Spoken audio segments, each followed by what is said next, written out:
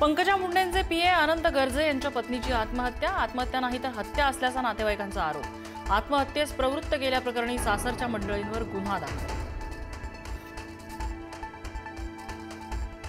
घटना घडली तेव्हा घरात नव्हतो। पत्नी गौरी यांच्या आत्महत्येवर अनंत गर्जे यांचं स्पष्टीकरण। घरी पोहोचलो तेव्हा घराचे दरवाजे आतून बंद होते, गर्जेंची माहिती।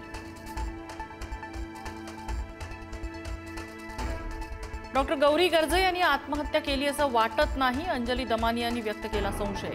पंकजा मुंडे यांनी कारवाईसाठी पोलिसांना फोन करायला हवा होता, दमानी यांची मागणी।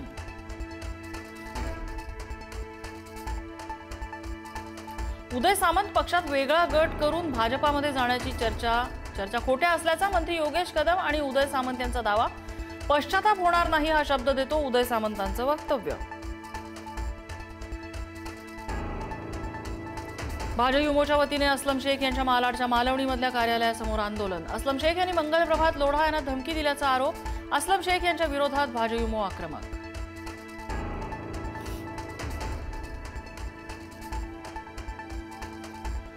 अमित ठाकरेंकडून नवी मुंबईतल्या शिवस्मारकाला अभिवादन। नेरूळ पोलीस ठाण्यामध्ये जात अमित ठाकरेंनी स्वीकारली नोटीस।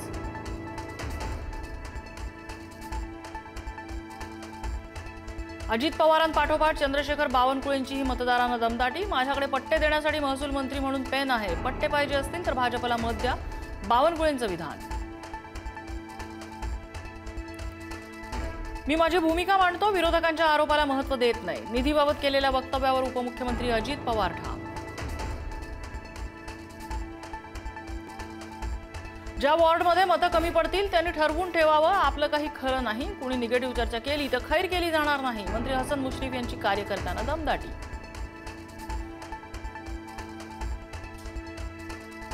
एकनाथ शिंदेंसोबत कोणताही दुरावा नाही, मुख्यमंत्री फडणवीसांचं स्पष्टीकरण। आमच्यात दुरावा आहे म्हणणं हा वेळाचा बाजार, फडणवीसांचा विरोधकांवर निशाणा। शिंदेंनीही नाराजीच्या चर्चा फेटाळल्या।